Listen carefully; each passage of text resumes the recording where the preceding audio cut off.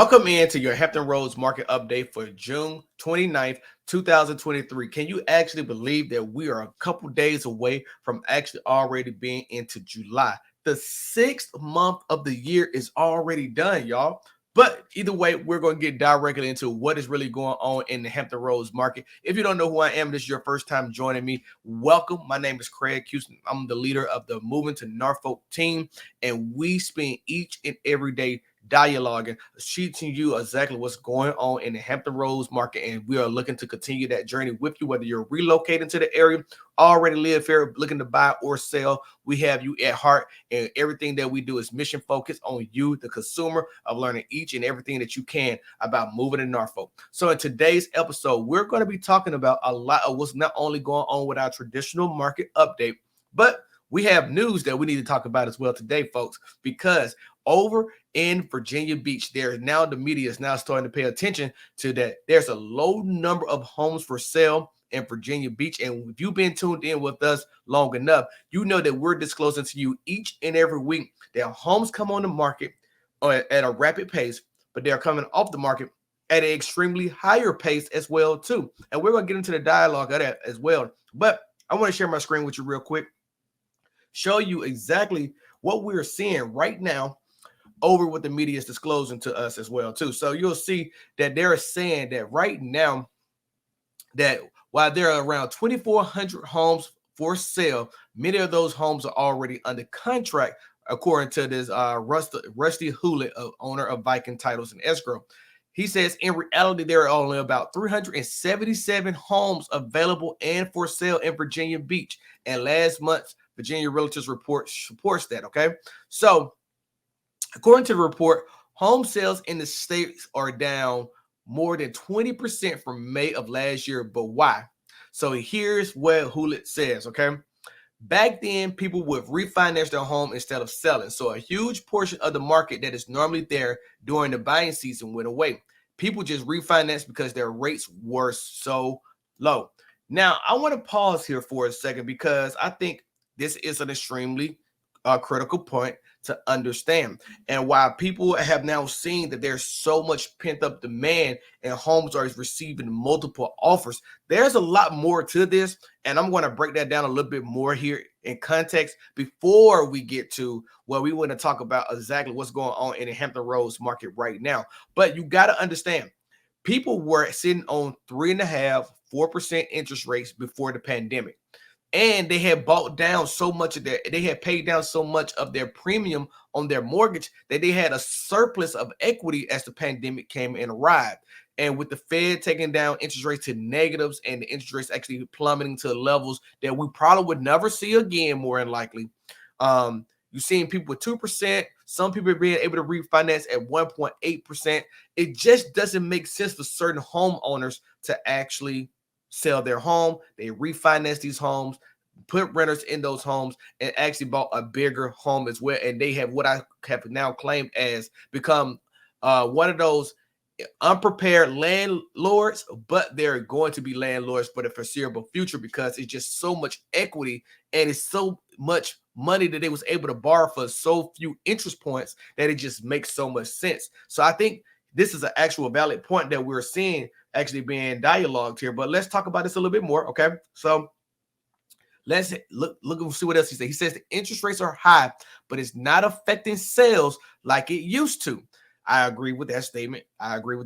The lack of inventory has raised housing prices, and along with it, competition amongst home buyers. I've seen some really high prices. People come in really competitive after they've written like 3 or 4 offers and didn't get them. They kind of come to a realization that they've got to pay over. But it's not only for homes for sale that has been hit with this problem. This is what I think the crux is at right here, is that what we're about to talk about in this article as well, folks. Our rental market has the same problem. During COVID, there wasn't a lot of new construction going on, so that affected our inventory as well.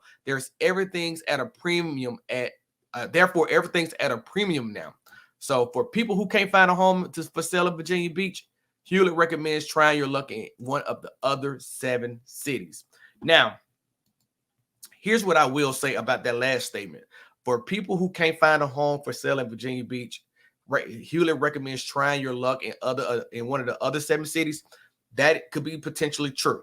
I will not argue with you that that may be the easiest answer to give, but our team is focused on not making you settle. Our team is more focused on helping you get into the home that you want to get into. And that's why we actually make sure that we're always at the crust of what's going on in the market and making sure that we are keeping you informed as buyers in the market. And definitely, if you are selling this market, keep you informed on where your opportunity lays to actually get the best value for your home today in the best terms. That's what we completely do here. So we won't just say, go look in the other city. If you need help moving into Virginia Beach, definitely give us a try. We would definitely be happy to help you at any point in time. But the real statement here that we want to make sure that we discuss is that not only is there a lack of inventory for sale in Virginia Beach, and we're seeing this completely across the Hampton Roads area right now, like completely as Hampton Roads as a 7 city, we're seeing about 2.3 months worth of inventory at a market level. Now, typically that level, if we are in a real conservative market, it's about 4 to 5 months. But when we get into a buyer market, that what people say is a buyer's time to actually dominate the real estate market, that's about 6 months plus. And we don't have that type of inventory at all. And this, like I agree with Hewlett, is that due to the fact of refinancing. But the pandemic also stalled out new construction, whether that was due to lumber or whether that was due to just simply higher interest rates that people didn't want to actually pay for the home that they actually had got agreed to terms at a lower interest rate, and started to see that balloon as the payments, as the supplies became more expensive to actually afford the home and to build the home. Then they pass that on to the consumer. Obviously, some consumers backed away for some of those deals. But then also, new construction is actually coming in at a clip higher than it was before, making it a little bit more pricier for affordable housing standpoints in a lot of areas. Typically now, when you see the average new construction, and you can check this in your local area, wherever you may be in your local market, and feel free to fact check me on this. Most new construction that you're seeing right now is somewhere between $350,000 to somewhere between $420,000 in affordability for the average consumer. When you think about that, the average payment is somewhere now around $1,900 a month or more, to about $2,500 a month or more, depends on if you're trying to get into new construction. And that is being conservative, in my opinion. If you want us to do the math and you want to see a breakdown of that, definitely leave us a comment down below on how much detail you want us to go into exactly what that new payment can look like for new construction now versus what you may have paid for it previously before with a different interest rate. Now, take that out of context too. Here we go. Let's talk about rent. People still say, Craig, why should I actually buy a home? Let's wait for interest rates to come down. I'm going to continue to rent. And when I continue to rent, eventually the interest rates will come down and I'm going to get me a sweet deal and I'm going to move into a home at that point in time. I applaud you for having the foresight to see that maybe this may not be the time for you right now. But also you got to think about, if you are putting off the execution of purchasing something that's owned by you, that's a fixed rate. Think about this: if that the market still prices you out next year, your rent is more likely going to increase as well, because people are still needing somewhere to live. And for you to stay there, you're going to have to actually more likely see your landlord say, I need for you to pay me a little bit more because I can just raise the premium. The market around me is showing that I can raise the premium. So, hey, you can stay here or you can find somewhere less expensive to stay, which may not be of better quality. And we can bring another tenant in there who's willing to pay that market value that we think that we need to increase the price to. Or you can have a fixed rate on your mortgage, move into that property where it may be a starter home now, but it may not be your final home that you're actually going to move into. This is what I like to make sure people understand.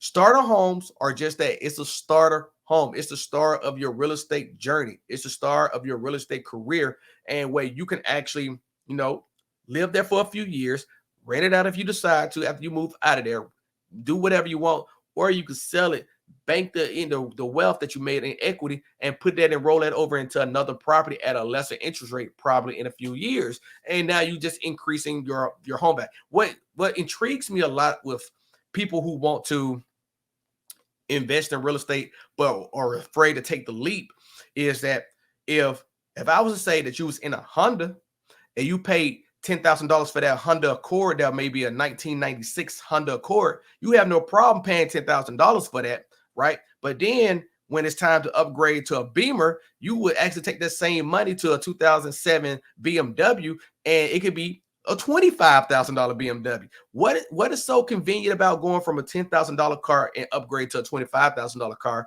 versus looking at getting a starter home that may only cost you $1,500 in mortgage payment today, but then when it's time to upgrade property because the increase of property value continues to happen year over year. Show me a time in the market. How many times have you seen in the market where home prices have not increased versus decreased? Let's talk about that. But either way, if you are able to upgrade from a Honda Accord to a BMW in this example, why is it that you can't upgrade from a starter home to an even better home later? It's the same principles, but we just apply it differently because we're looking at the value of the money different. We're looking at how much the sticker price is on a home because it has an extra couple of 3 zeros at the end of it, or versus what it may have when it comes to actually purchasing a vehicle. Those are things that I wish people took that more into consideration as it actually gets into a point. But my thing is, let's take an example, Suffolk, Virginia right now, $1,900 to rent a home right now, rent something in Virginia, in Suffolk, Virginia, whatever it may be, home, apartment, whatever it could be. It's $1,900 on average to rent there. Okay. Right now, that equates to about a 974 square foot apartment or so. Right now, that what I've seen lately is that this has now starting to show that studio apartments in Suffolk, Virginia, that's becoming new apartment amenities that you're seeing are starting to outweigh the market value of what the average rent is. So you still won't be able to plus up to anything of substantial size, depends on your size of your family. So to me, why not get something that you can get for 1,300 square feet, be a starter home, actually, increase your value by paying down your own right to what your ownership is, and then being able to navigate your way through the real estate market with a savvy real estate agent who can help you either one, list that home, get you that property rented out, and you move into another property as well too. It's just the way that techniques work. This is why real estate agents are not just a one-time hit where you actually work with one. You work with one that's going to be in your life to help you navigate the real estate market for the rest of your journey into the final home that you actually decide is the best home and fit for you and becomes your forever home. Let me get off my soapbox, okay? So let's get into what's going on in the Hampton Roads market update for June 29th, 2023, okay?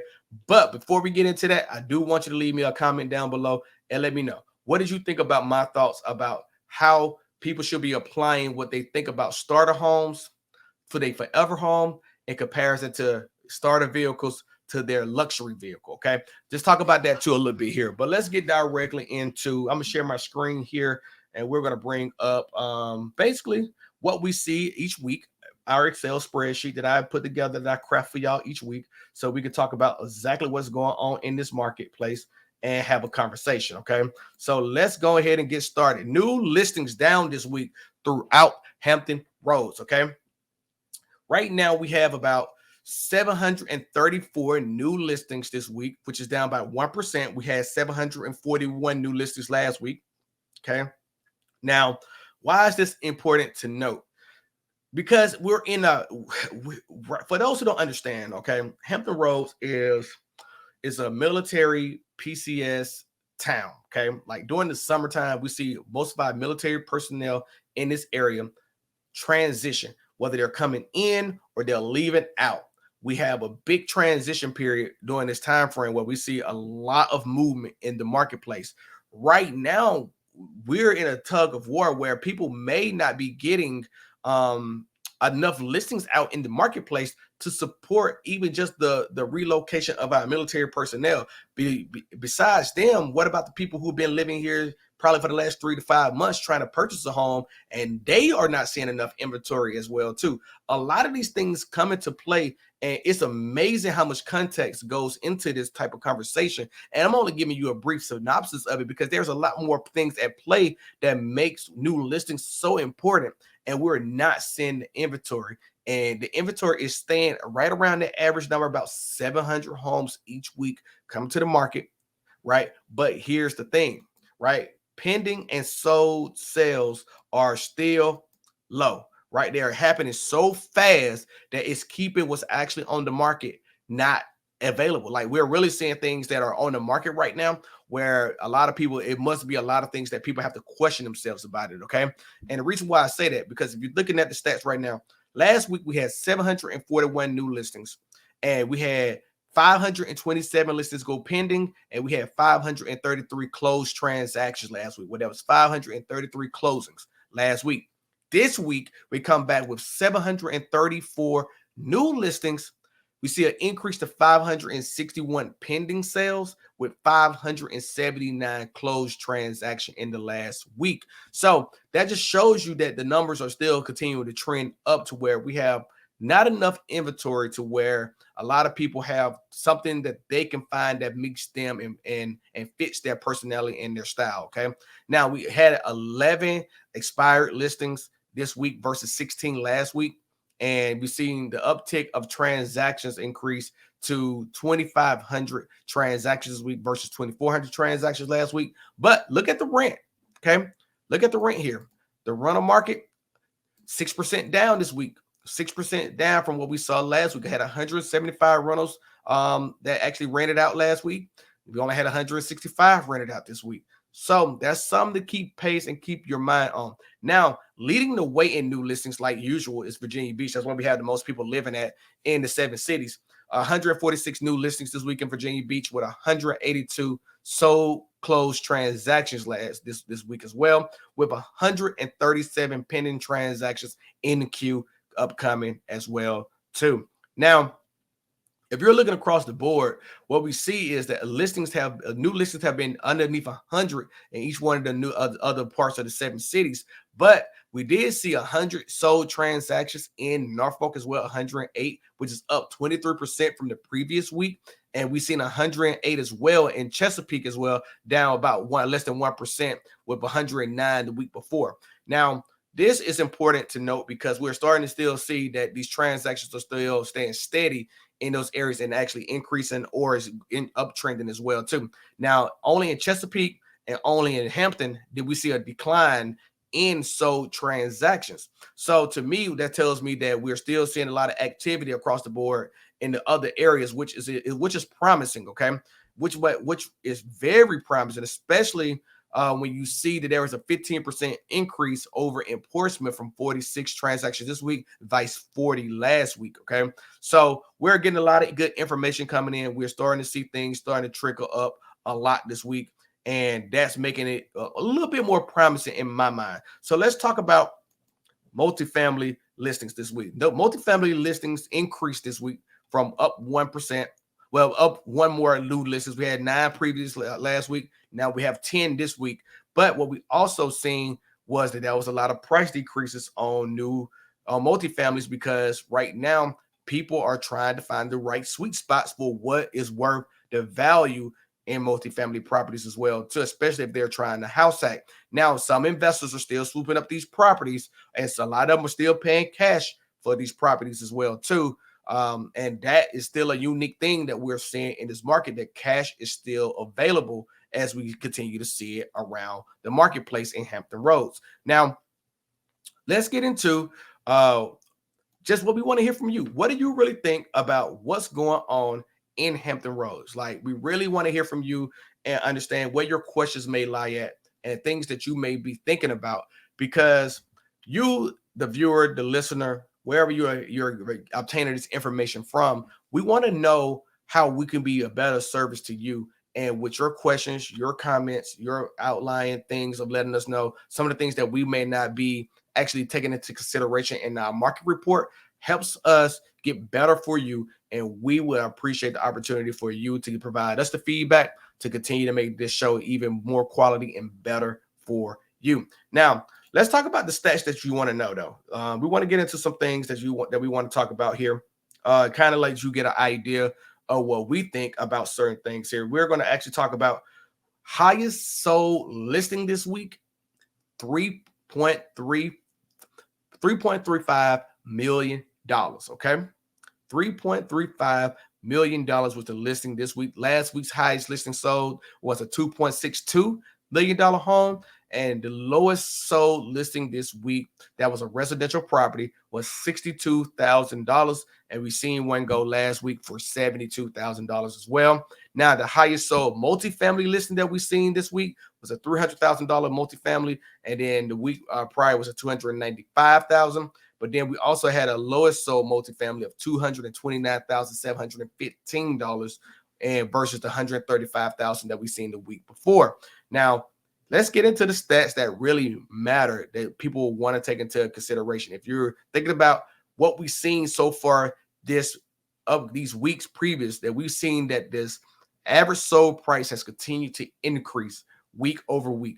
Right now, we're at $397,000, almost $398,000 of average sold price versus last week's average sold price of about $386,000. Now, the average list price that we're seeing has increased as well to about $395,000 versus $384,000 that we saw the previous week. All of these are 3% increases week over week. Now, the average price per square foot has also increased about $205 versus $198.50 the previous week, which is another 3% increase. And we've seen the days on market decrease by 9% from 23 days down to 21 days. Now, our market is actually staying strong. It's very vibrant. I know certain price points are still rearing their head where you may not see a lot of attraction, a lot of offers at a certain point in time. So we're starting to see sweet spots where certain homes we can just see that the demand is going to be there. It's going to be pent up demand. Then we're starting to see certain price points that if you're going to pay for the luxury of it, it has to meet what you're looking for. It has to check a lot of the boxes, a lot more bells and whistles. I actually believe that if you're on the buy side right now, the buyer's agent is more advantageous than the listing agent. And I'm going to just say it like this. I'm going to say that really and truly, if the listing is not presented in a way where the buyer can see fully what they're really purchasing, it's going to be hard for the value to be found in the home, which I love because I really want to see the marketplace demand what is actually want to demand, and the marketplace gets what is actually demanded. So we're at a friction point right now where it's going to take both sides to actually not only do their job, but also make it to where the marketplace can actually, coexist to where dollar for dollar is actually matching what actually people have expectations for. That's why I really think that we're at. And it's a juggling act right now. It's actually tedious right now, but the only thing that we got to actually take into consideration that a lot of people don't is that inventory is still low, and people who have a reason to move will move and will buy as well too. It is so crazy how this market is actually panning out right now, and it's getting interesting. We're starting to see a lot more dynamics playing and coming to play in this market. And I'm here for it all. And we'd love to assist you each and every day and helping you make a smooth move to Norfolk, Virginia, and any one of the 7 cities. So really and truly, that's where we're at with our Hampton Roads market update. Stay tuned. Look out for our June end of month market update. It's going to be coming up next week. We're going to get our final stats in. We're going to bring that to you next week.